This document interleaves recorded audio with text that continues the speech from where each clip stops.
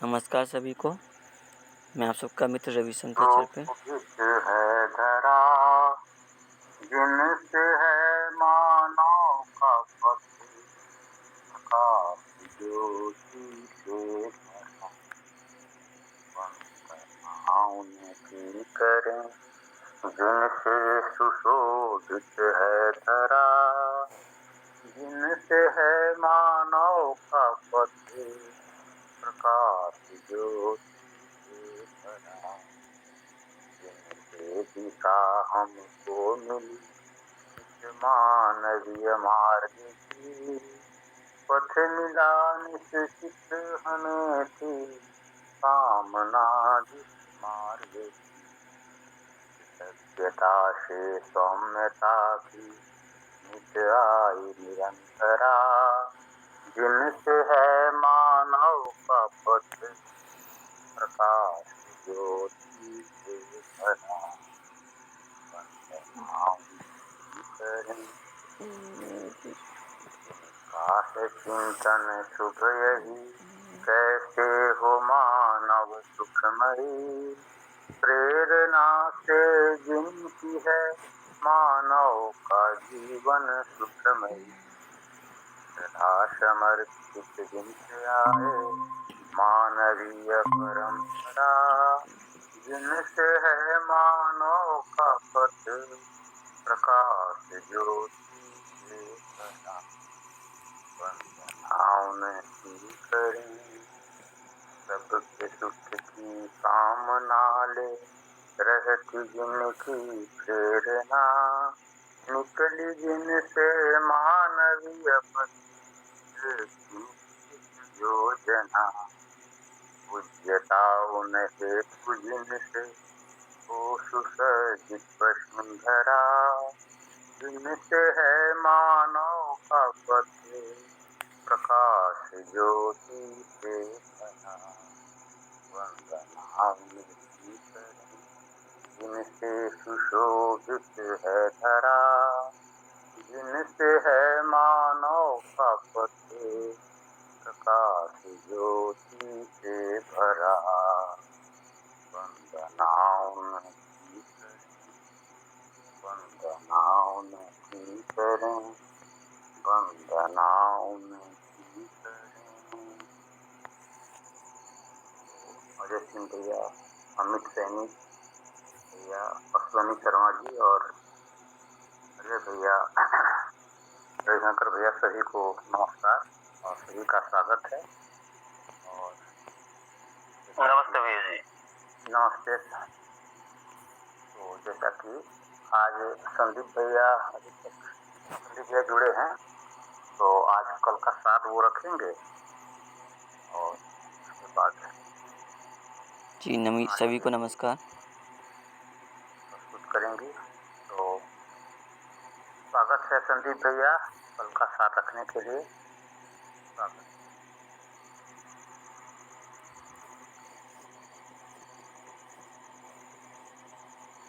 भैया संदीप भैया तो नहीं आए हैं अभी तक। भैया तो अभी तक नहीं जुड़े हैं, तो क्या करना चाहिए?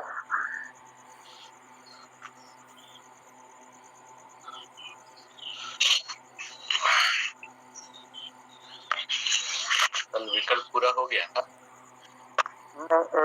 हाँ, विकल्प तो पूरा हो गया था और उसका ही लेकिन तो बोले कि हाँ, अभी शुरुआत नहीं हुआ है, लेकिन वो विकल्प भूमिका को गए थे।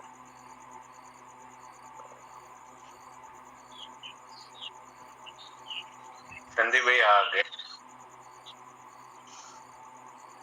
संदीप भैया नमस्ते जी नमस्ते सबको।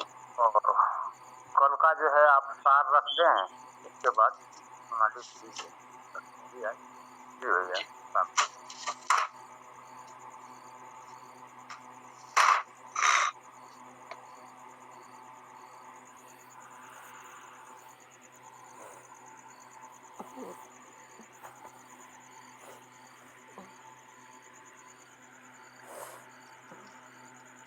भैया कल बाबा जी का परिचय हुआ था, जो डिजिटल फॉर्मेट में व्यवहारवादी समाजशास्त्र की किताब है उसके पहले।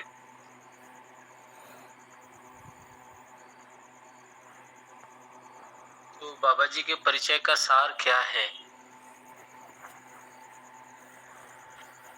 ये मैंने थोड़ी देर सोचा तो मुझे लगा कि एक विकसित चेतना का सार, एक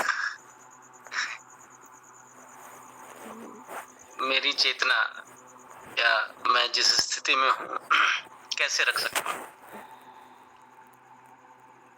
तो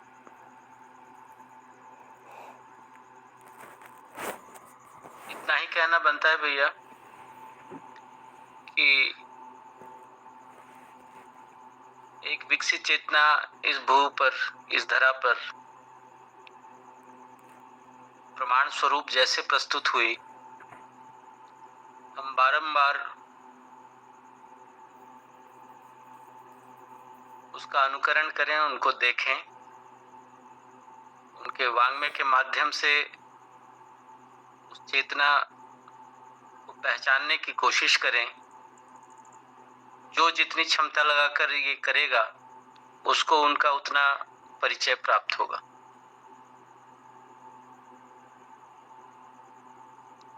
बाकी जो पुस्तक में लिखा है वो डिटेलिंग है कि इस शरीर यात्रा में वो कहाँ जन्म लिए, कब जन्म लिए, कैसे कैसे वो अनुसंधान तक पहुंचे और अनुसंधान से उनकी दृष्टि जो है अखंड समाज, सार्वभौम व्यवस्था तक की थी,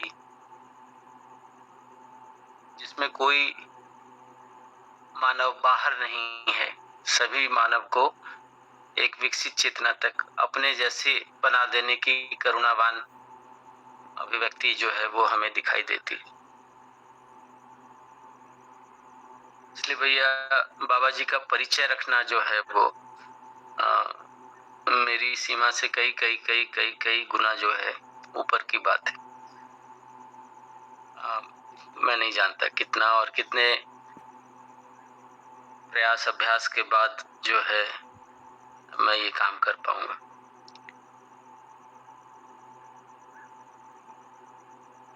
जो भैया कुछ कॉपी में विकल्प का विजन किए थे आप, कुछ विकल्प का भी रख रहे थे, तो कुछ सार उसका रख सकते हैं भैया। जी हाँ, जी हाँ। तो विकल्प जो है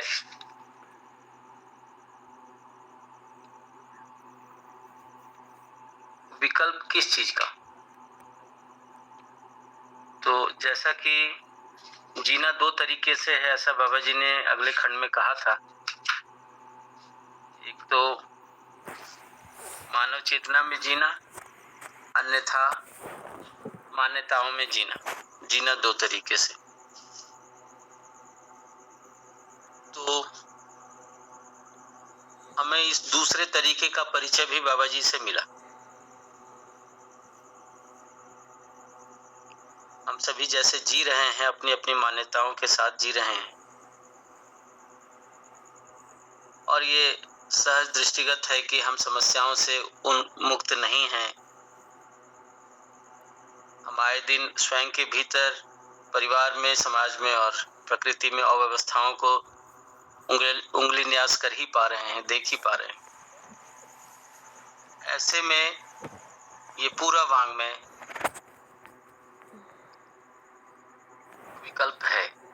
ये पूरा वाङ्मय के माध्यम से जो नजरिया है वो विकल्प है। तो विकल्प अपने आप में एक दूसरी पुस्तक है, लेकिन बाबा जी उसका पहला हिस्सा विकल्प और अध्ययन बिंदु ऐसा करके किताब है।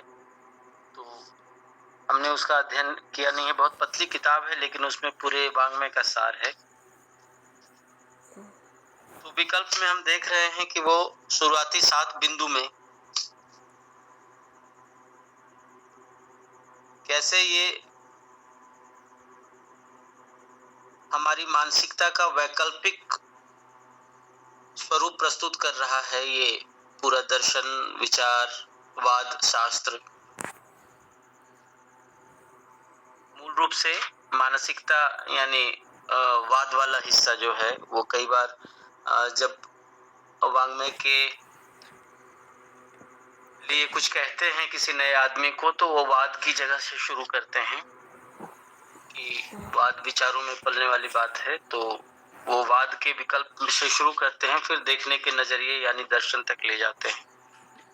तो ऐसे में जो बिंदु है पहला कि अस्थिरता अनिश्चयता मूलक भौतिक रासायनिक वस्तु केंद्रित बनाम विज्ञान विधि से मानव का अध्ययन नहीं हो पाया, तो ये मानव के अध्ययन के तरीके का विकल्प पहले बिंदु में सुझा रहे कि एक तो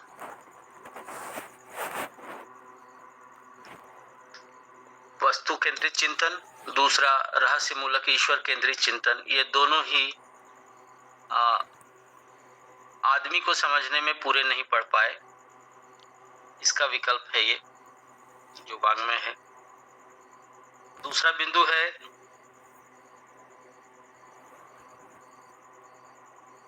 दूसरे बिंदु में बाबा जी कहते हैं कि अस्तित्व मूलक मानव केंद्रित चिंतन के पूर्व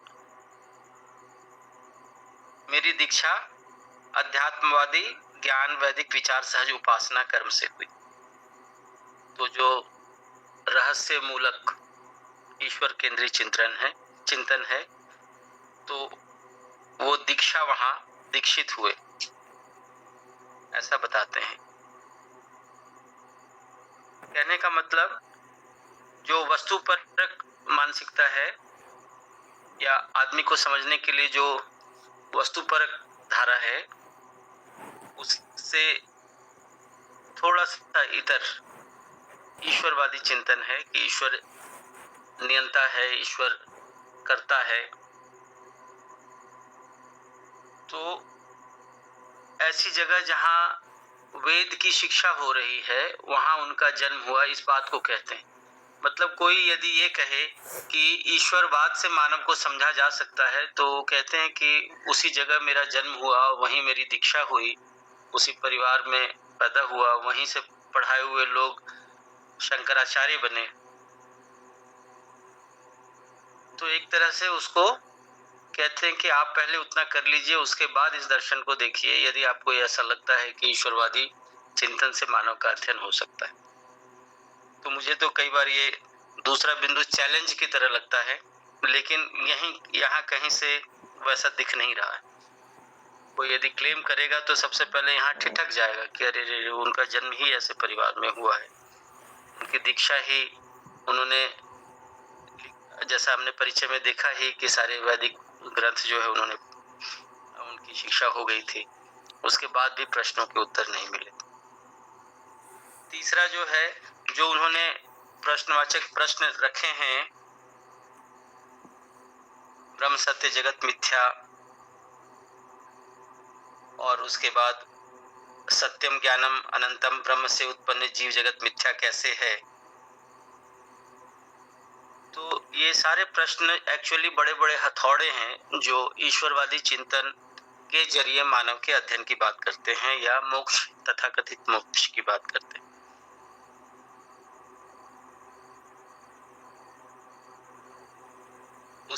उन्हीं प्रश्नों की कड़ी में जो पांचवें बिंदु में हम ज्ञान अव्यक्त है वो भी एक शामिल है, और विकल्प के अनुसार। तो पहली बार जब हम इस विकल्प वाले खंड को पढ़ रहे हैं तो पांचवें बिंदु में ही विकल्प का शब्द प्रयोग में आया है कि विकल्प के अनुसार ज्ञान व्यक्त वचनीय अध्ययन विधि से बोधगम्य, व्यवहार विधि से प्रमाण, सर्व सुलभ होने के रूप में स्पष्ट हुआ। तो विकल्प के अनुसार, तो जो ये वैकल्पिक चीज वस्तु है मध्यस्थ दर्शन, उसके अनुसार ज्ञान वचनीय है, अध्ययन विधि से बोधगम्य है, व्यवहार विधि से प्रमाण मिलता है और सर्व सुलभ होने के रूप में स्पष्ट है, यानी सबके लिए सुलभ।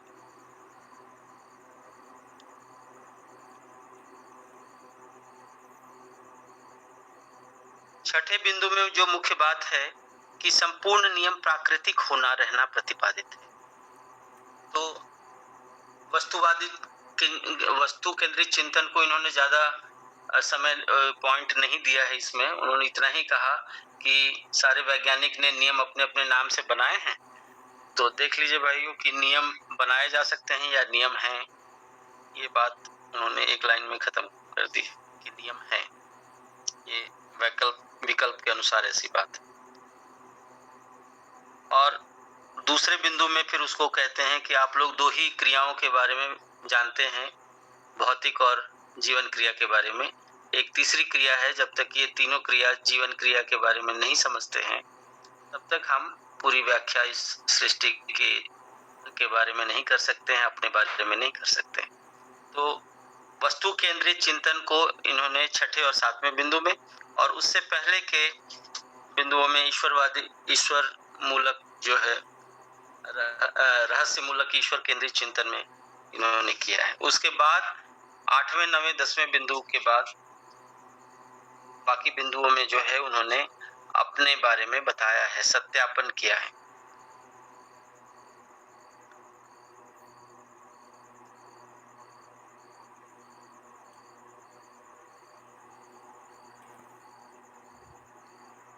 सत्यापन जो है, सत्यापन का अर्थ है अनुभव सहज निष्कर्षों को सूत्र व्याख्या रूप में प्रस्तुत करना।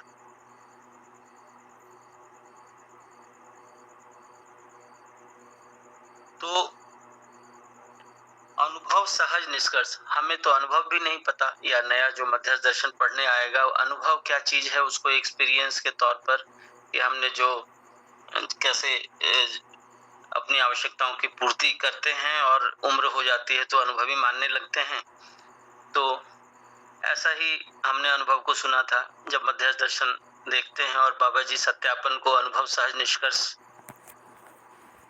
को सूत्र और व्याख्या रूप में प्रस्तुत करना, इसको सत्यापन कह रहे हैं। यानी सत्यापन में जो बिंदु आए हैं उसमें उनके अनुभव से जो निचोड़ हैं उन बिंदुओं को उन्होंने रखा है। अनुभव क्या वस्तु है, तो ये फिर से उसकी परिभाषा आप देख सकते हैं कि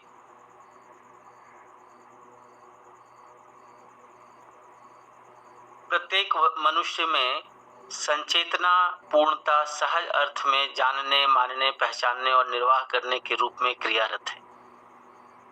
प्रत्येक मनुष्य में संचेतना पूर्णता सहज अर्थ में जानने, मानने, पहचानने और निर्वाह करने के रूप में क्रियारत है। पहचानने व निर्वाह करने की क्रिया जड़ प्रकृति में भी प्रमाणित है। मनुष्य में ही जानने और मानने का वैभव तृप्ति के रूप में है। संपूर्ण संबंधों और उसमें निहित मूल्यों को पहचानने व निर्वाह करने की अभिव्यक्ति संप्रेषणा व प्रकाशन क्रिया है। व्यापक वस्तु हर परस्परता में पारदर्शी है। यह मानव परंपरा में भी प्रमाणित होना अनुभव है। तो अनुभव की ऐसी परिभाषा को बार बार समझा जाए, है ना। अनुभव ही गंतव्य है हर जीवन का, जीवन परमाणु का, चैतन्य इकाई का। तो ऐसे में सत्यापन जो है वो अनुभव सहज निष्कर्षों के सूत्र व्याख्या के रूप में 8वें बिंदु से लेकर के आगे 15वें बिंदु तक की बात है। तो इसको हमने पढ़ ही लिया था। सार क्या रखा जाए, सार का सार है यहाँ रखा हुआ। तो मैं अभी इतना ही रखना चाहूँगा और दीदी से प्रयास करूँगा कि आगे की कड़ियाँ जोड़े। लेकिन अध्याय शुरू होने से पहले जो उन्होंने व्यवहारवादी समाजशास्त्र परिचय और इसके लिए कार्यक्रम जो खंड रखा है, ये भी अपने आप में बहुत ही ये पूरे पुस्तक के सार के रूप में है। हर चैप्टर को जो है वो इसमें उसके सार को यहाँ पे रखा गया है। जैसे आप देखेंगे कि जो पहला पेज है व्यवहारवादी समाजशास्त्र परिचय का, उसके और जो पहला चैप्टर है कि मानव परंपरा में अनेक समुदाय और सामाजिक पराभव एवं वैभव सहज संभावना, तो इसको इन्होंने बाबा जी ने केवल 2 पंक्तियों में कि कैसे ऊपर के 5 कारण के आधार पर संपूर्ण प्रकार के व्यवहार, आचरण, उत्सवों में परस्पर अंतर विरोध होने के कारण ये सभी मिलकर जुड़कर घटकर भी मानव संतुष्टि के आधार नहीं बन सके। और जो पहला चैप्टर है हमारा, वो वैभव सहज संभावना की बात कर रहा है, जो अब तक का पराभव रहा है और उससे कैसे वहां से कैसे हम वैभव तक पहुंच सकते हैं, इसका खाका। तो आप देखें कि पहले पेज में पराभव के बिंदुओं को उन्होंने रखा है और वैभव के लिए दिशा बताई है। चैप्टर 2 का शीर्षक है व्यवहारवादी समाज की परिभाषा। तो आप देखें, जब दूसरा पेज पलटेंगे और बीच में एक लाइन है कि व्यवहारवादी समाज शास्त्र की परिभाषा अखंड समाज सार्वभौम व्यवस्था के रूप में सह अस्तित्व और जागृति सूत्र के आधार पर व्याख्यायित हुई और उसको उन्होंने आगे लिखा है कि जिसका स्वरूप शैक्षणिक विधि से सर्वसुलभ होने के साथ उसके सुयोग्य पद्धति प्रणाली सहित स्वायत्त मानव के रूप में प्रमाणित होने की संपूर्ण विधियों को बोध और हृदयंगम किया गया। बोध का तात्पर्य अनुभव की रोशनी में अथ से इति तक, शुरुआत से अंत तक वस्तु के रूप में स्वीकारने से है। और हृदयंगम का तात्पर्य विज्ञान सम्मत विवेक, विवेक सम्मत विज्ञान से है। फिर से विज्ञान क्या है और विवेक क्या है उन्होंने यहाँ रखा है। तो कहने का मतलब जो दूसरा अध्याय है व्यवहारवादी समाजशास्त्र की परिभाषा, उसके सार रूप में उन्होंने पेज 2 में रखा है। अध्याय 3 जो है जीवन ज्ञान की ओर संकेत, इसको उन्होंने अगले पैराग्राफ में पूरा डिस्कस किया है कि कैसे जीवन ज्ञान, हम पहले परमाणु के बारे में जानते हैं, फिर जीवन परमाणु को समझते हैं। तो अध्याय 3 जो है, जैसा हमने भौतिक शास्त्र में भौतिकवाद में पढ़ा था परमाणु के बारे में, तो लगभग वैसा ही जो है यहाँ पे अध्याय 3 जीवन ज्ञान की ओर संकेत में हम देखेंगे और उसका सार जो है इस खंड में रखा गया है, जिसकी पंक्ति शुरू होती है कि इस व्यवहारवादी समाजशास्त्र में विज्ञान और विवेक सम्मत विधि से जीवन ज्ञान, अस्तित्व दर्शन ज्ञान और मानवीयतापूर्ण आचरण ज्ञान को मानव प्रयोजन, जागृति, विकास और पूरकता जैसे सार्वभौम वस्तुओं के योग संयोग विधि सहित अध्ययन गम कराया गया है। इसमें देखें कि सबसे महत्वपूर्ण बात कि परमाणु ही अस्तित्व में निरंतर पाए जाने वाले व्यवस्था का आधार है। तो जैसे जीवन ज्ञान की ओर संकेत वाला चैप्टर पढ़ेंगे तो उसमें मुख्य बात यहाँ इसमें आ गई है इस परिचय वाले में। और दूसरा कि अस्तित्व में संपूर्ण इकाई त्व सहित व्यवस्था होना प्रतिपादित किया गया।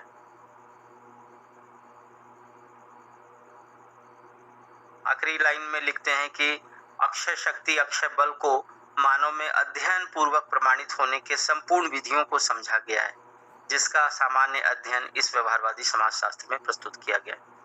तो अध्याय 3 जो है इस पर पूरे पैराग्राफ में सार रूप में रखा हुआ है, ऐसा मुझे दिखा। क्योंकि मैंने इसका 2 बार पठन पहले किया हुआ है, तो ये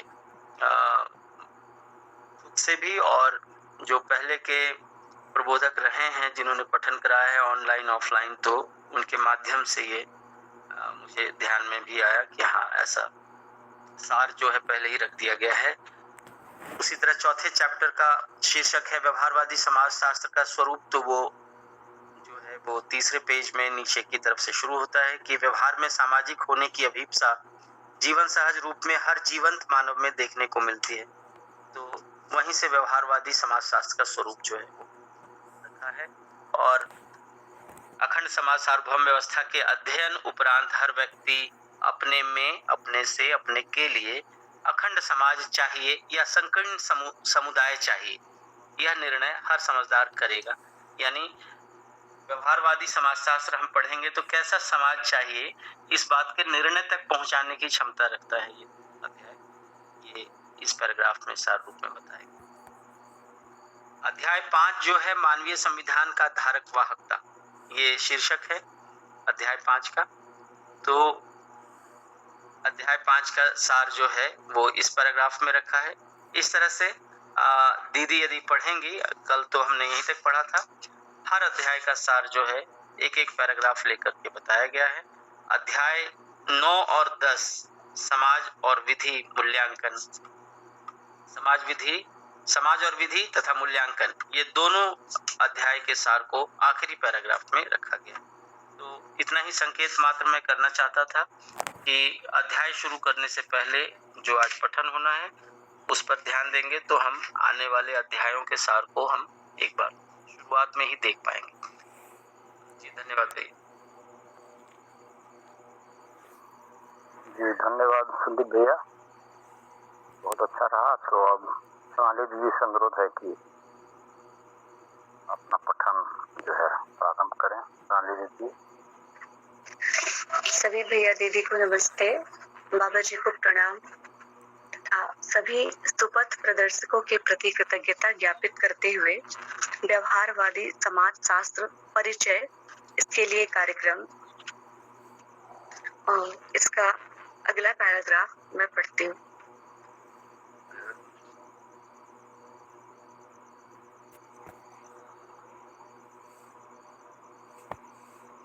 जैसा कि भैया ने बताया कि ये जो परिचय है ये समाज शास्त्र के 10वें अध्याय का संक्षिप्त विवरण इसमें है और सार बात आई है कि वो अध्याय किनको इंगित करते हैं।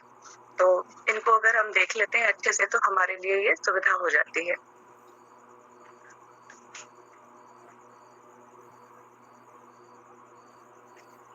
जैसा कि समाज शास्त्र नाम ही दिया है, तो समाज शास्त्र पढ़ने से हमारा क्या आशय है, तो वास्तव में हमको कैसा समाज चाहिए, ऐसा समाज जिसमें समाधान हो, ज्ञान हो, तो उस समाज के परिचय यहाँ पर हमको मिलता है। तो बाबा जी ने बहुत ही सुंदर ढंग से रखा है। कल जब मैं इसको देख रही थी तो मुझे भी बहुत मजा आया। तो मैं शुरू करती हूँ भैया। व्यवहार में सामाजिक होने की अभिप्सा जीवन सहज रूप में हर जीवंत मानव में देखने को मिलती है। इस आधार पर व्यवहारवादी समाज शास्त्र की आवश्यकता को अनुभव किया गया है। यही अखंड समाज सार्वभौम व्यवस्था को प्रतिपादित, सूत्रित, व्याख्यायित करने का एक ध्रुव रहा है। दूसरा ध्रुव अस्तित्व सहज सह अस्तित्व को जानना, मानना, पहचानना, निर्वाह करना रहा है। अतएव अखंड समाज सार्वभौम व्यवस्था के अध्ययन उपरांत हर व्यक्ति अपने में से के लिए अखंड समाज चाहिए या संकीर्ण समुदाय चाहिए, यह निर्णय हर समझदार करेगा, यह मेरा विश्वास है।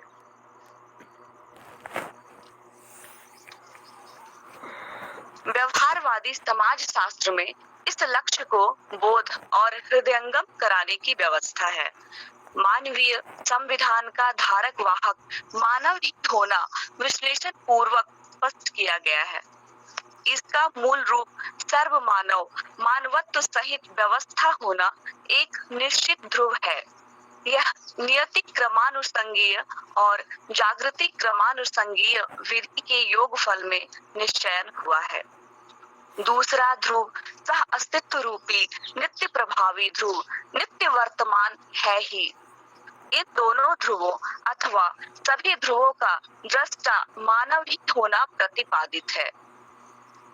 मानव दृष्टा पद प्रतिष्ठा में सर्वाधिक प्रयोजनशील होना प्रतिपादित, सूत्रित और व्याख्यायित है। इसके आधार पर हर व्यक्ति को जागृत पूर्वक अभिव्यक्त, संप्रेषित और प्रकाशित करना देखा गया, समझा गया और व्यवहारवादी समाज शास्त्र में संप्रेषित किया गया। अस्तु हर मानव जागृत पूर्वक ही मानवत्व सहित व्यवस्था रूपी आचार्य संहिता और संविधान का धारक वाहक होना स्पष्ट किया गया है, जिससे ही मानव प्रयोजन अक्षुण्ण विधि से सफल होना कारण गुण गणित रूपी मानव भाषा से समझा दी गई।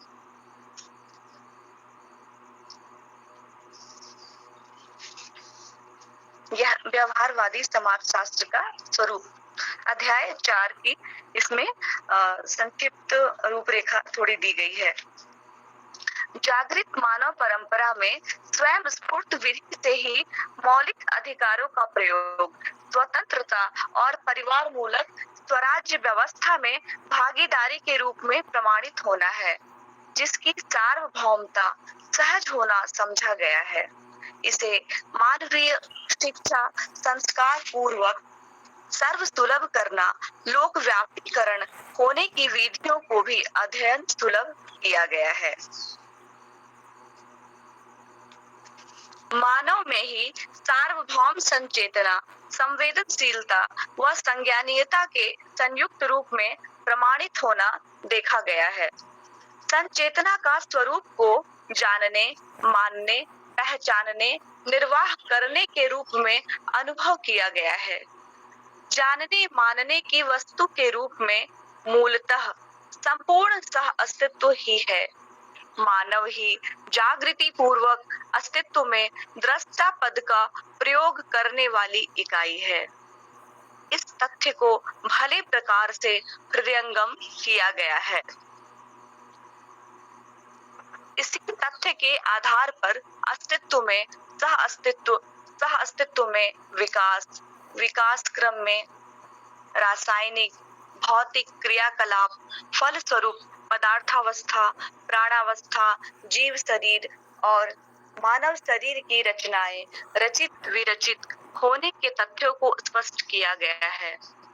साथ ही समृद्ध मेधा युक्त जीव शरीरों को जीवन ही संचालित करता हुआ वंशानुषंगीय क्रियाकलापों को संपादित करता हुआ होना अध्ययन सुलभ हुआ और परमाणु विकास पूर्ण अर्थात गठन पूर्ण होने के उपरांत उस निरंतरता के ध्रुव पर सह अस्तित्व में ही अर्थात ऊपर कहे रासायनिक भौतिक रचना और जीवन का सह अस्तित्व के प्रमाण रूप में जीवनी क्रम को जीव संसार में प्रमाणित करने का अधिकार अध्ययन सुलभ हुआ है।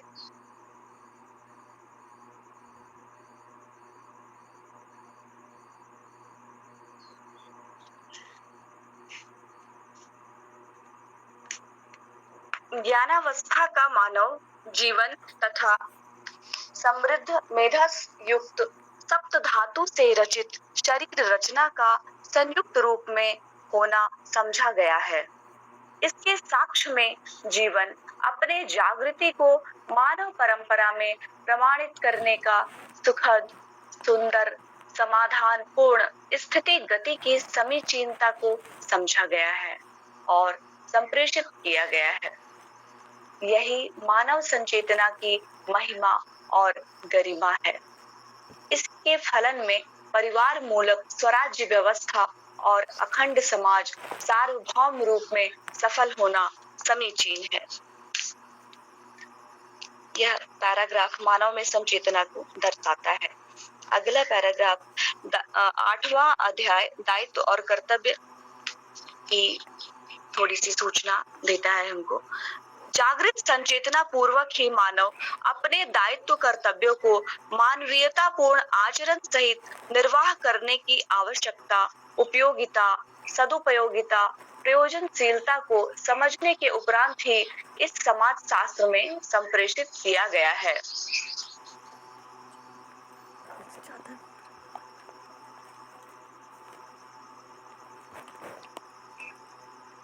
इसके आधार पर संबंध, मूल्य, मूल्यांकन सहज रूप में ही मानव तथा नैसर्गिक संबंध में सफल होने की विधियों को इसमें अध्ययन करने की विधियों से प्रस्तुत की गई है।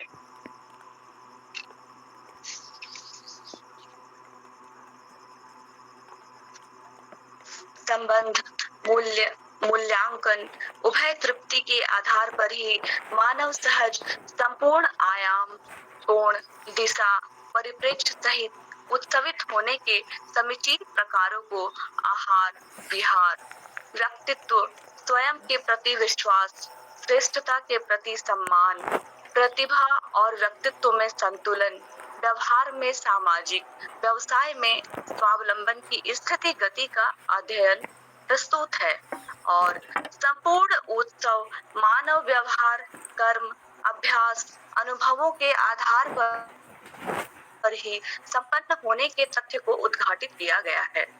विश्वास है कि व्यवहारवादी समाज शास्त्र के अध्ययन से मानव को भूगोलवादी समाज और उसकी संकीर्णतावश घटित पीड़ा से मुक्त होने का अवसर मिलेगा। सार्वभौम व्यवस्था और स्वतंत्रता पूर्वक इस धरती में हर मानव स्वायत्त होंगे और संपूर्ण परिवार समाधान, समृद्धि, अभय और सह अस्तित्ववादी सूत्र से सूत्रित होंगे। वर्तमान में विश्वास और भविष्य के प्रति आश्वस्त होगा और इसकी अक्षुण्णता सदा सदा मानव परंपरा में बना ही रहेगा। जय हो, मंगल हो, कल्याण हो। ए नागराज, प्रणेता, मध्यस्थ दर्शन, अमरकंटक। यह पैराग्राफ अध्याय 9 और 10 समाज और विधि तथा मूल्यांकन का सार रखा गया है इसमें। अब मैं अध्याय प्रथम मानव परंपरा में अनेक समुदाय और सामाजिक पराभव एवं वैभव सहज संभावना का पठन प्रारंभ करती हूँ।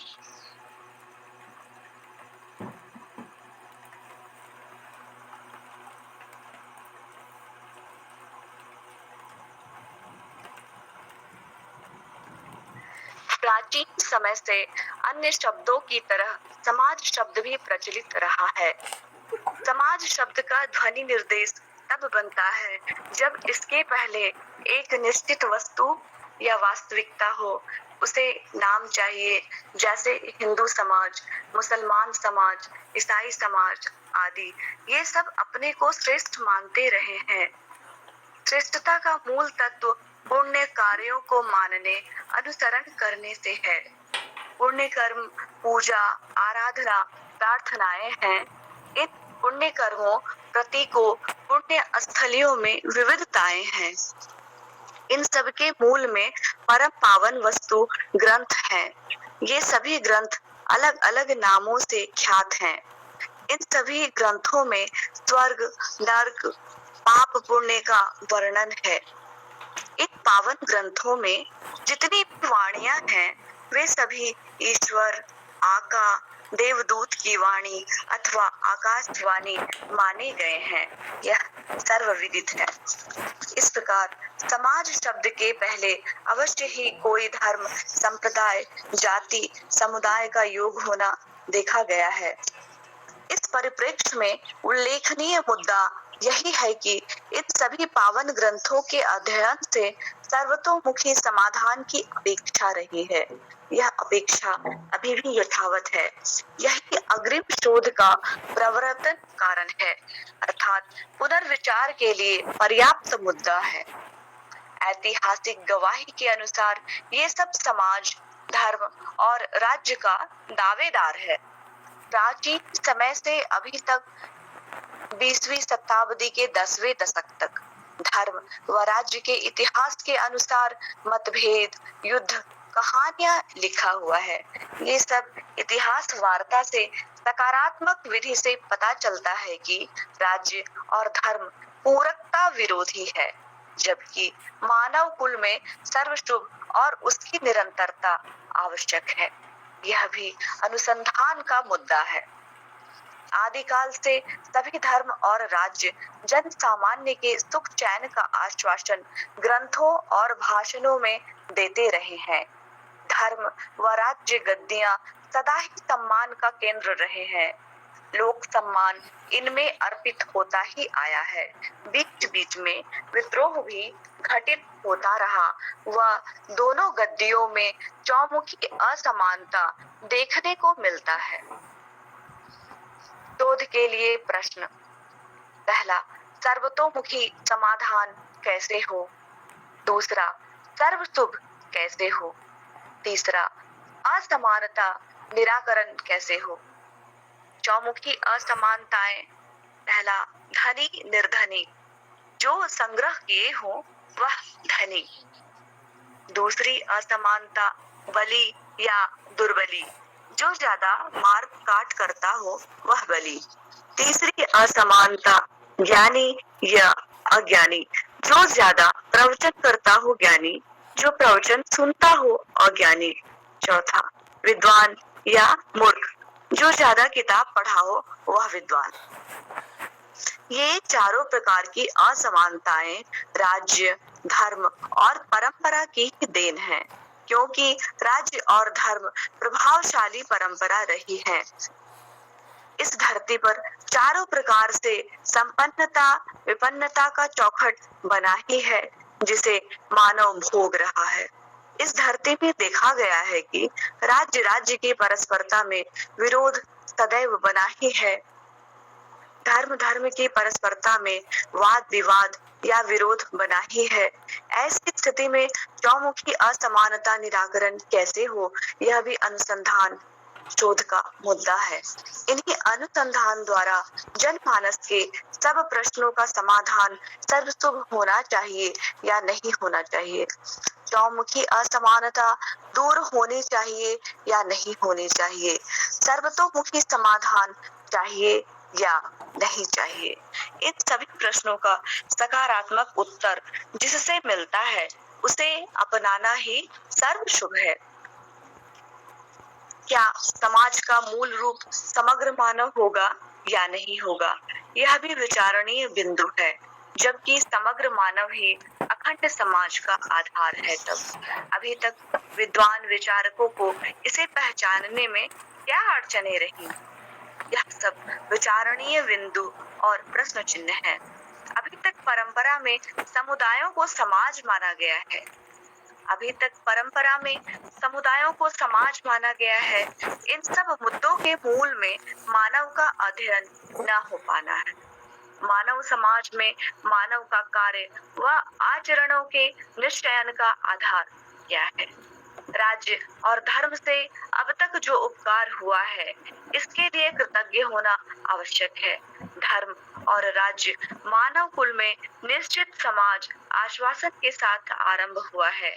इसकी गवाही में इन उल्लेखों को देखा जा सकता है कि सभी धर्म ग्रंथों में अज्ञान स्वयं ही दुख है। अज्ञान को ज्ञान में, पाप को पुण्य में, स्वार्थ को परमार्थ में परिवर्तित करने के लिए उपाय उपदेशों को प्रस्तुत किया है और राजगद्दी जान माल की सुरक्षा का आश्वासन देता है, अभी भी देता है। साथ में सीमा सुरक्षा क्रम अपनाए हैं, जिसमें सभी अपराध को वैध मान लिए हैं। दोनों विधा का भरपूर आश्वासन उस समय के लिए आवश्यक रहा जब मानव चौमुखी अर्थात चारों प्रकार के भय से त्रस्त रहा है। उस समय में आश्वासन व शरण की आवश्यकता रही। तत्कालीन तपस्वियों ने तत्कालीन जनमानस पीड़ा को सांत्वना प्रदान की। यहाँ उस समय में आश्वासन और शरण की आवश्यकता रही। जनमानस में एक नया उमंग तैयार हुआ। जैसा पहले से नस्ल रंग के आधार पर मानव से मानव का खतरा मंडराता ही रहा, अन्य प्रकार का भय सताता ही रहा है। इस बीच जंगल, डंडा, शिला और धातु युग तक पहुंच चुके थे। कृषि, पशुपालन, बाणपत्र, कुटीरों तक पहुंच चुके थे, ऐसा समझ सकते हैं। जब से राज्य धार्मिक राज्य बने या धर्म और राज्य प्रभावी हुआ, तब से अभी तक धर्म संविधान यथावत बना ही है। धर्म संविधान के अनुरूप राज्य व्यवस्था और कार्य संपन्न होता रहा है। कालांतर में वैज्ञानिक युग में धन और सामरिक शक्तियों पर आधारित राज्य व्यवस्था की कल्पना उदय हुई। धर्म संविधान ईश्वर प्रसन्नता के आधार पर संपन्न होता रहा। हर राष्ट्र किसी न किसी धर्मावलंबी रहा ही है, किसी न किसी धर्म का अवलंबी वह रहा ही है। हर राजा किसी न किसी धर्म प्रतिबद्धता से बंधे रहे। अधिकांश देश व राष्ट्र में जो राजा का धर्म रहा, वही प्रजा का धर्म माना जाता था। स्वर्ग नरक, ईश्वर की खुशी नाराजगी के मिसाल इसके लिए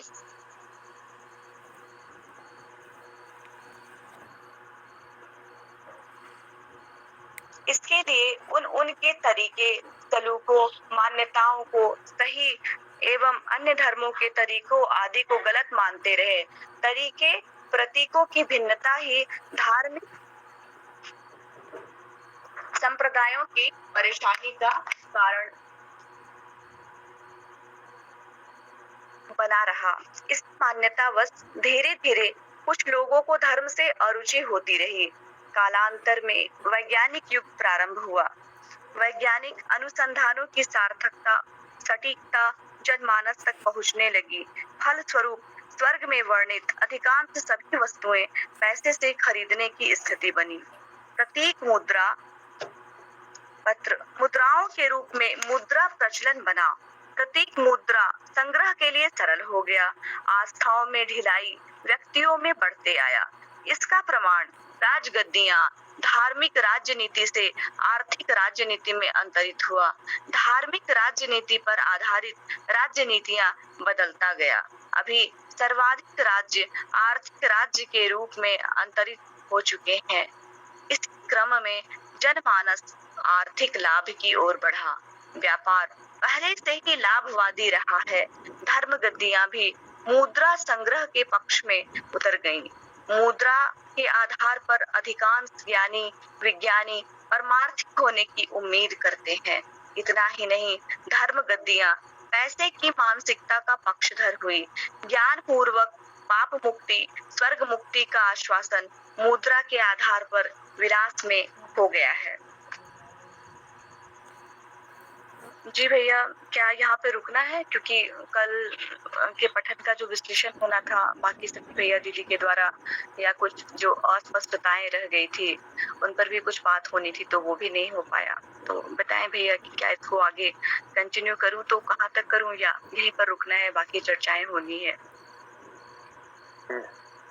तो कल से आज तक जो अभी तक पठन हुआ है, तो भैया का या सवाल बनता है या कुछ प्रश्न बनता है तो रख सकते हैं, और नहीं तो उसके बाद प्रारंभ होगा। तो कुछ भैया अगर रखना चाहें तो स्वागत है।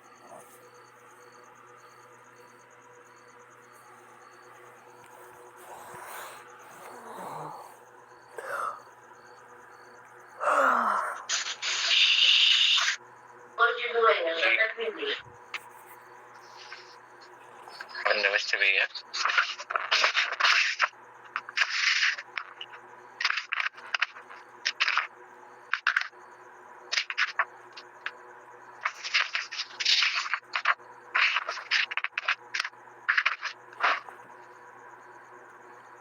तो यहीं तक रुकना है क्या?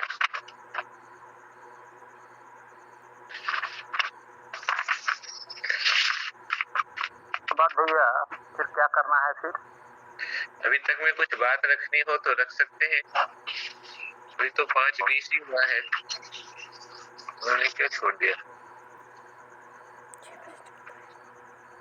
1 मिनट आ रही है।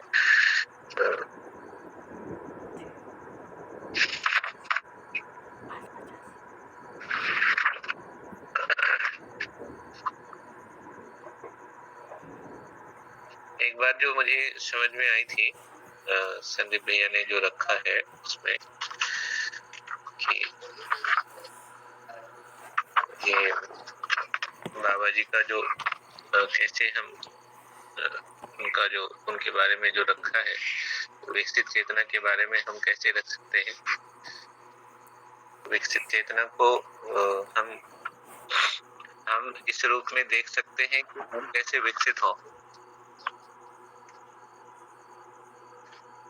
हमारे लिए वो लक्ष्य के रूप में दिखते हैं, और लक्ष्य के रूप में दिखने में फिर क्या क्या स्टेप्स उनके जीने में आया है उसको हम पहचानते हैं और फिर आगे बढ़ते हैं। इसी तरह से उनकी जीवनी को या महापुरुषों की जीवनी को हम पढ़ते हैं।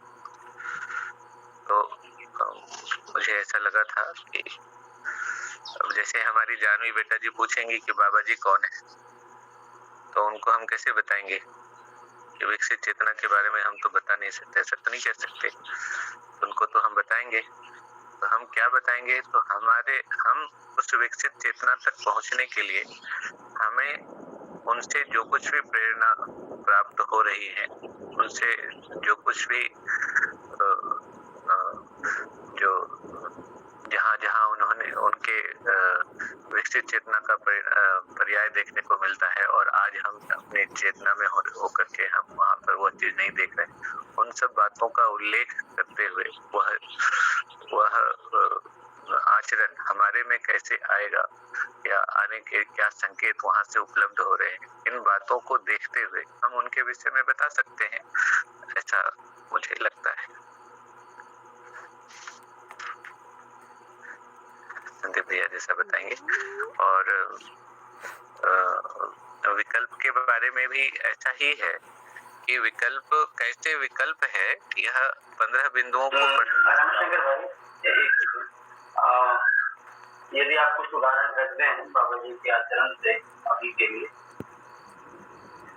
रेडिली ध्यान जाता हो कि ये क्या कहता है मेरे मतलब अभी के जो कितना है और जो कितना के आचरण के बारे में, जैसे बच्चे को बताने के लिए ही आप सबसे पहले कौन से दो चार बातें कहेंगे वो होगा? जी बिल्कुल, इस तरह से देख सकते हैं जैसे बाबा जी कैसे हुए, तो उन्होंने हर जगह पर जो है हर जगह को पहले स्वीकारा, है ना। तो जैसे सामान्य बच्चा को जो कुछ भी संस्कार प्राप्त होते हैं, शिक्षा जो कुछ भी प्राप्त होती है उसको वो स्वीकारते ही है। तो वैसे ही बाबा जी के भी जीने में देखने में आता है कि उन्होंने भी स्वीकारा, जो कुछ भी कर्मकांड आदि घर परिवार में देखने में आता था उन सबको वे स्वीकारते थे और स्वीकारने के बाद उसमें से प्रश्न करते थे कि इसका अर्थ क्या है। तो जब अर्थ पूछते थे तो अर्थ उनको प्राप्त नहीं होता था, तो अर्थ प्राप्त नहीं होता था, तो अर्थ प्राप्त करने के लिए फिर क्या लेना होगा, क्या देखना होगा जिससे अर्थ पता चलेगा, इस और वो आगे बढ़ जाते थे। जब आगे बढ़ते थे तो उसमें जो भी उनको प्राप्त हुआ, जैसे जो उनके गुरु रहे प्रारंभ में उनके मामा जी, उन्होंने जो है वेदांत की दीक्षा दी, वेदांत को पढ़ाया, तो वेदांत को उन्होंने नकारा नहीं, वेदांत को उन्होंने स्वीकारा। और जब वेदांत को पढ़ा वहां से प्रश्न निकले, जब प्रश्न निकले तो प्रश्न रखा, तो प्रश्न का उत्तर उपलब्ध नहीं था, उन्होंने कहा उससे वो सेटिस्फाई नहीं हुए। फिर उन्होंने जो काशी में जाकर के जो कुछ भी साधनाएं आदि की, तो काशी में जब साधनाएं की तो साधनाओं में आमतौर पर हम जब किसी चीज का अधिमूल्यन कर देते हैं, तो अधिमूल्यन करते हैं तो फिर उसके लक्षण अलग दिखते हैं। जैसे मैंने अधिमूल्यन किया कि मैं तपस्या करने जा रहा हूँ, तो तपस्या करने जा रहा हूँ ऐसा अधिमूल्यन किया, तो मैं समाज से सभी लोगों से अपेक्षा करता हूँ कि फिर मेरे भरण पोषण का सारा जिम्मेदारी आपका, ऐसा आमतौर पर हमारे जीने में आता है। तो आज जो भी समुदायवादी चेतना में जो लोग जो अपने मतलब जो श्रम आदि से मुक्त हो, मतलब अपने को मुक्त कर लिए हैं, उसके मूल में कारण यही कि हम कुछ बड़ा काम कर रहे हैं तो बाकी मेरा सारा छोटा काम तो आपको करना होगा, ऐसा एक प्रकार से आरोपण समाज में आ जाता है। तो ऐसा उन्होंने नहीं कहा, ऐसा उन्होंने नहीं किया, उन्होंने वहां पर अपने श्रम से उन्होंने दिन भर का खर्चा निकाला और उसी खर्चे से अपना जो है जो यापन का काम है वो पूरा किया और जो बचता था उसको बांट भी देते थे, ऐसा वो करते थे। तो तात्पर्य क्या हुआ, बिना स्वयं में स्वावलंबी हुए, है ना, और जो भी चीजें हैं उन सब का निश्चित मूल्य उन्होंने प्रदान किया, न तो अधिमूल्यन किया न तो उसका अवमूल्यन किया। इस तरह से वे आगे बढ़ते गए, तो देखने में आता है कि उनका आगे बढ़ना जो है निश्चित होता रहा, वो रुकते नहीं थे। जैसे संविधान आया, तो जब भारतीय संविधान आया तो ये प्रश्न केवल उन्हीं के मन में निकला कि संविधान से आचरण कहाँ दिख रहा है, संविधान में आचरण का उल्लेख कहाँ। तो जब हम शोध वृत्ति वाले होते हैं और उसमें से निश्चित फल को प्राप्त करने की दिशा में उसको देखते हैं, उसका मूल्यांकन करते हैं कि ये फल आया है कि नहीं आया है, तो फिर ऐसे प्रश्न आते हैं और ऐसे प्रश्न उभरते हैं तो उसका अनुसंधान भी हो पाता है, अन्यथा उसका अनुसंधान नहीं हो पाता है। तो बाबा जी ने जैसे कहा है कि मैंने जितनी भी बातें रख दी हैं उसका आप शोध करो, पूरा पड़ता है तो ठीक, नहीं पूरा पड़ता है तो जो अधूरा बचता है उसके लिए आपको प्रयास करना होगा, ऐसा कहा।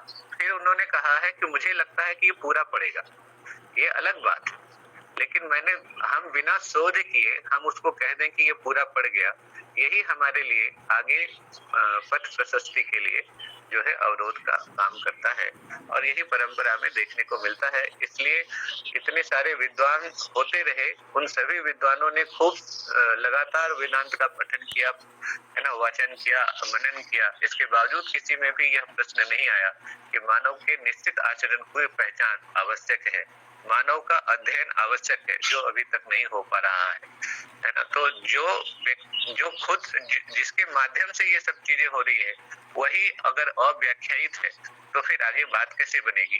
इस प्रकार के प्रश्न पहले नहीं आए, इनके मन में आए और ये आगे बढ़े। तो आशय दिखता है कि जो वस्तु है उस वस्तु को जैसा है वैसा ही देखने के अभ्यासी के रूप में बाबा जी देखने को आते हैं, और वह वैसा नहीं जब परंपरा से देखने में आया तो उनको मेहनत करनी पड़ी उसको प्राप्त करने के लिए, और उस मेहनत की दिशा में आगे बढ़ते गए तो अनुसंधान प्रकट हुआ, ऐसा समझ में आता है। तो ये हमारे लिए काम का इस रूप में होता है कि जब हम भी पठन कर रहे हैं, हम भी मनन कर रहे हैं, तो पठन और मनन हम आस्थावादी रूप में कर रहे हैं या तात्विकता में निश्चित जैसा है वैसा देखने के अभ्यास में कर रहे हैं। अगर ऐसा करते हैं तो यह जो शोध है वह हमारे लिए अनुभव तक पहुंचाने का रास्ता प्रशस्त करेगा, अन्यथा हम भी रुक सकते हैं, ऐसा यहाँ से समझ में आता है। तो विकसित चेतना को देखने का आशय इस रूप में देखने में आएगा। दूसरी बात, एक बार मन में प्रश्न आ जाता है तो फिर आ जाता है, ऐसा हम सब के मन में प्रश्न आता है। कभी स्मशान जाते हैं तो देखने में आता है अरे आदमी मरता है, मरने के बाद फिर चला जाता है, खत्म हो जाता है, इतना सब कुछ किया और खत्म हो गया, ऐसा समझ में आता है। ऐसे कितने ही लोगों के पास प्रश्न आते होंगे, मेरे पास तो खूब आते हैं, ऐसा मैं अपने बारे में तो कह ही सकता हूँ। लेकिन प्रश्न होने के बाद भी हम जो है प्रश्न के उत्तर के लिए इस प्रकार से प्रयास कर सकते हैं, यह हमारे जीने में नहीं आया, जो बाबा जी के जीने में देखने में आया, जहाँ से वो प्रयास इस प्रकार का भी हो सकता है कि बड़ी व्यवस्था उनके पास थी, आर्थिक व्यवस्था, उन सब का त्याग कर वो प्रश्न के उत्तर के लिए निकल पड़ी। तो क्या प्रेरणा काम करती रही कि चलो ऐसे भी हम धरती पर कोई बहुत बड़ा उपकार कर देंगे, ऐसा नहीं है। मेरे जीने का उपकार तभी संभव है जब इन प्रश्नों का उत्तर मिल जाता है। प्रश्न का उत्तर नहीं मिला तो ना ये यात्रा खत्म हो गई, ऐसे भी खत्म होने वाली है, लेकिन अगर उत्तर मिल गया तो काम पूरा हो गया। इस जगह से वो देख करके वो आगे बढ़ गए हैं, ऐसा देखने में आता है।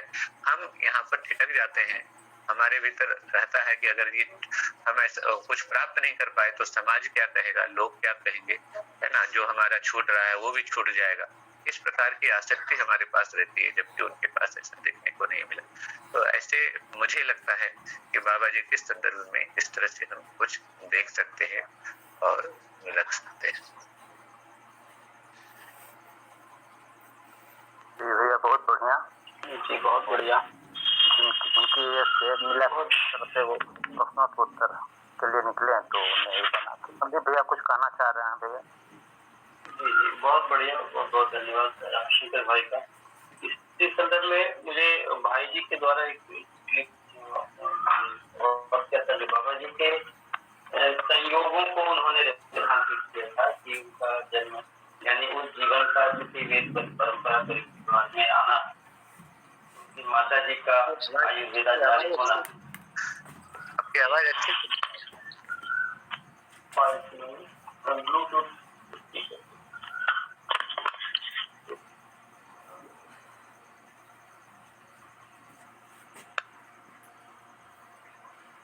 अभी कैसी है आवाज?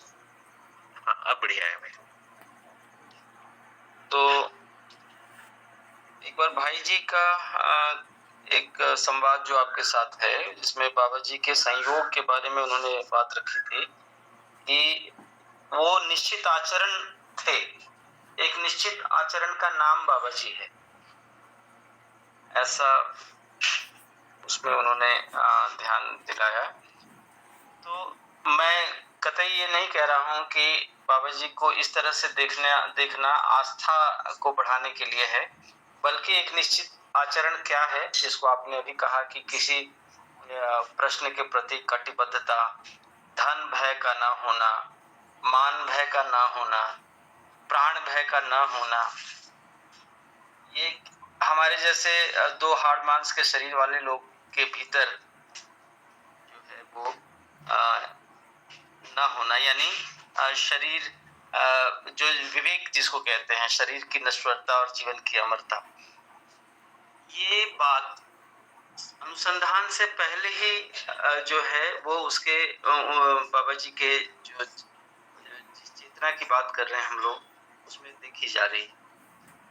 फिर खोज के लिए जो है वो पारंपरिक तरीके से गुफा में जाके बंद करके ध्यान वाली स्थिति को नहीं, यदि पत्नी ने कहा हाँ तो चलिए, मतलब खोज प्राथमिक है, उसके इर्द गिर्द के जितनी पिछली परंपराएं मान्यताएं थी उसको एक दरकिनार कर देना, वो पहले से ही खोज से पहले, अनुसंधान से पहले ही जो है देखते हैं कि उससे अलग है।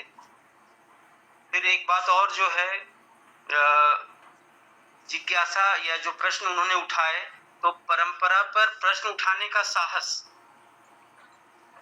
ये साहस उनमें दिखता है। जिस परिवार को लोग पेट के बल लेट करके प्रणाम करते हैं, चाहे वो छोटा बच्चा हो चाहे वो कोई हो, ऐसे परिवार में पैदा होने के बाद उसी परिवार के लोगों पर प्रश्न करना, यानी पूरी वो परिवार पर या किसी व्यक्ति पर प्रश्न नहीं कर रहे हैं, वो पूरी परंपरा पर प्रश्न करना और उसके लिए साहस करना और उसका तिरस्कार भी झेलना, और तिरस्कार के लिए प्रतिक्रिया की बजाय उसका वो अपने मतलब केंद्र में अपने प्रश्नों को ही रखना, जिज्ञासा को ही रखना, ये एक निश्चित आचरण का मतलब ये हुआ कि जीने का सही स्वरूप जो है वो साहस के साथ है, धन भय, मान भय, प्राण भय के न होने के साथ है, परंपरा को नहीं ढोने के साथ है, जहां तार्किकता काम नहीं कर रही है उसको जबरदस्ती लादे हुए उसके नहीं होने के साथ। फिर एक और चीज देखते हैं कि उनके साधना क्रम में भी बच्चे हुए, यानी ऐसी कोई बात जो साधु महात्मा और इन चीजों ने फिक्स कर दी थी, है ना, उन्होंने तो यहाँ भी कर दिया था, जो ईश्वर वादी चिंतन है कि स्त्रियां जो है वो नरक का द्वार हैं और स्त्रियां जो है वो वेद नहीं पढ़ सकती, कान में जो है वो गरम तेल डाल दिया जाता था, ऐसा कुछ कहने का मतलब मान्यताओं को किनारे कर दिया गया। ये सब कुछ अनुसंधान से पहले हुआ, तो वो दिव्य आचरण है ऐसा, और वो अमर इकाई है, चेतना अमर इकाई है। तो मुझे उनकी दिव्यता जो है वो इस शरीर यात्रा में अनुकरणीय है, उनके आचरण को देख के लगता है। तो ये बातें मुझे कहीं पे नोट्स में मैंने लिखी थी, मुझे याद आया, वहां से मैं कह रहा हूँ। संवाद के ये मुख्य आलोक थे। तो बाबा जी का परिचय दरअसल उनके शरीर का या शरीर यात्रा का परिचय नहीं है, दिव्य चेतना के रूप में जो प्रमाण स्वरूप उन्होंने इस शरीर यात्रा को जिया है और सबके लिए जो अध्ययन का मार्ग प्रस्तुत किया है, जिससे वह भी उस चेतना तक पहुंच सकता है, ये एक रिमार्केबल चीज जो है परिचय में कही जा सकती है, उस चेतना के परिचय में कही जा सकती है। ये मैं अभी जोड़ पा रहा हूँ जब रमाशंकर भाई ने उनके बारे में ये बात रखी। धन्यवाद भैया, बहुत अच्छा, धन्यवाद।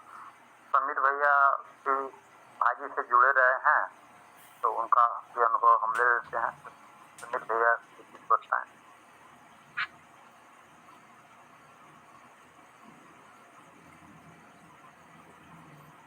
और कोई बोलना चाह रहे हैं उनको पहले बोलने दिया जाए, शायद आशीष भाई हैं।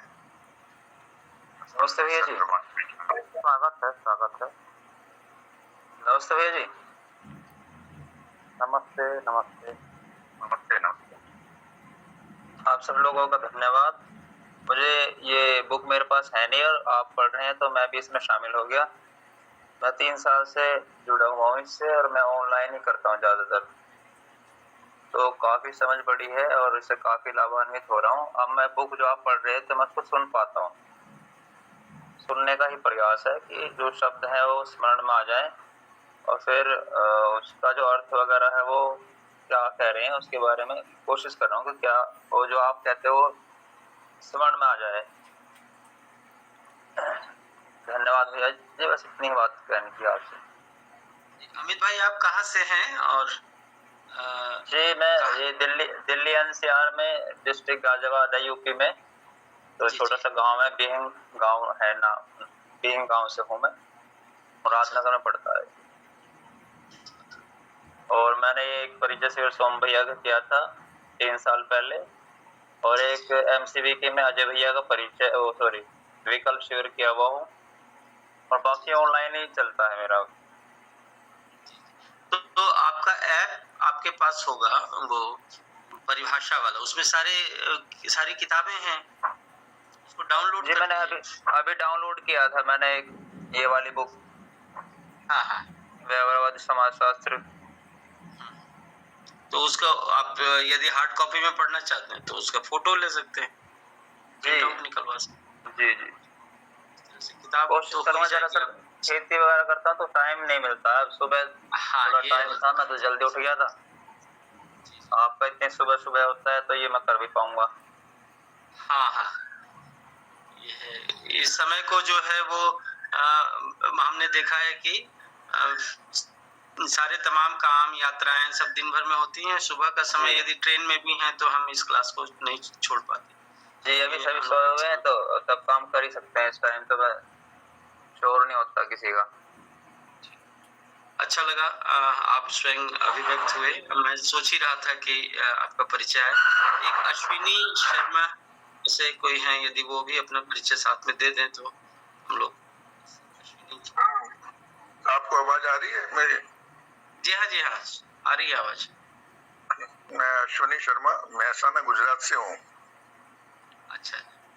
और दर्शन में बहुत यानी मेरा बहुत यानी इन्फेंट ही कहा जाए, बच्चा ही कहा जाए, ऐसा रहा है।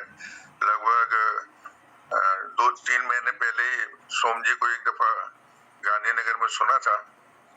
हमारे एक परिचित है दशरथ भाई, वो काफी इसमें कार्यरत हैं, उनके आग्रह से गया था। तो उसके बाद काफी अच्छा लगा। तो उसके बाद तो कोई शिविर वगैरह हुआ नहीं इसकी कोरोना की वजह से।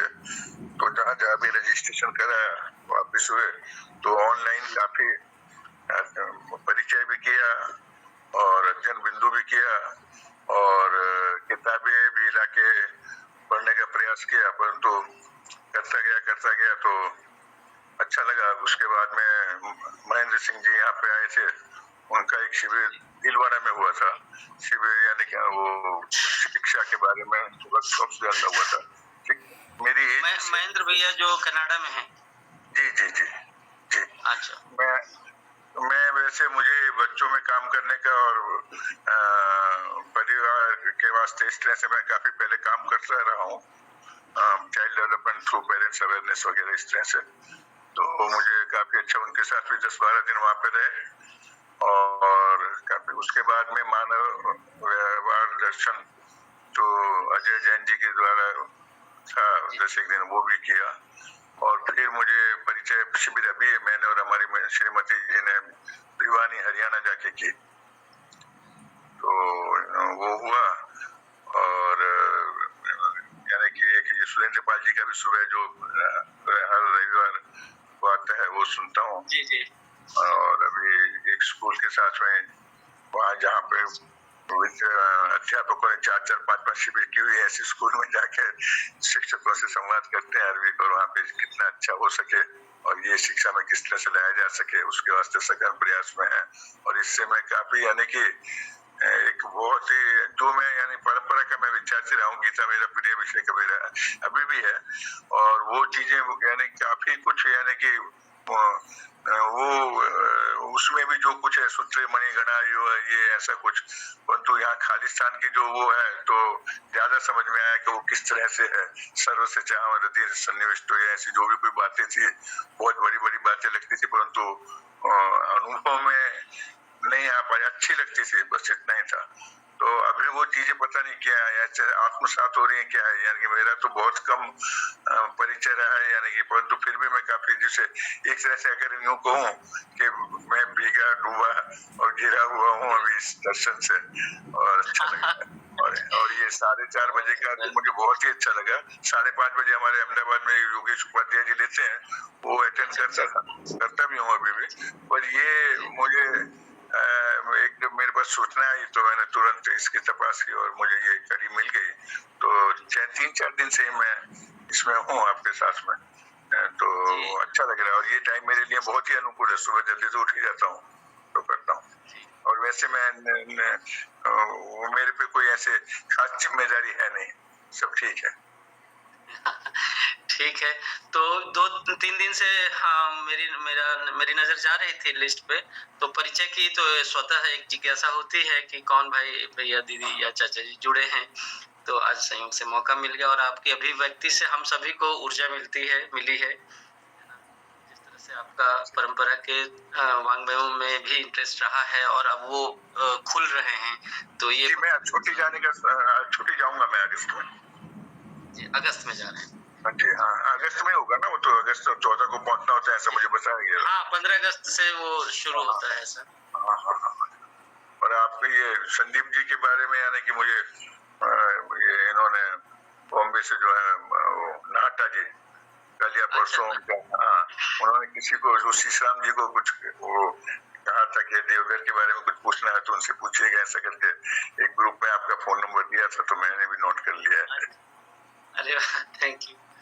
तो हम सभी का प्रयास ऐसा ही है कि एक तो जो संस्थानगत पठन हो रहा है, अध्ययन हो रहा है वो, दूसरा ये कोरोना ने हमें ये सिखा दिया है कि ऑनलाइन भी हम लोग स्थानीय होकर के भी हम लोग ऑनलाइन ही कर रहे हैं, ताकि जो है वो फिजिकल जो कंस्ट्रेंट है, जो सीमाएं हैं कि सुबह जग के कहीं इकट्ठे हों, वो भी नहीं रह गया। तो अब मुख्य रूप है कि किताब को जो है किसी तरह हम लोग बढ़िया से अपने से पढ़ लें, समूह में पढ़ लें, और उसके बाद फिर जो है वो विशेष अध्ययन होना होगा तो सानिध्य के साथ किसी के, तो उसकी पूर्व तैयारी के लिए प्रयास है। बहुत अच्छा लगा है आप लोगों का चर्चा है, अमित भैया का और आपका। महेंद्र भैया आप बताएं क्या करना है आगे? जी भैया, तो समय हो गया है, तो कल जो है वो सोनाली दीदी रखेंगी इसका सारा जो अध्ययन की, और पवन भैया तैयार रहेंगे कल पठन के लिए। तो आज यहीं पर हम लोग रुके। जी भैया धन्यवाद। सभी को प्रणाम, धन्यवाद। नमस्ते जी। सभी को नमस्कार।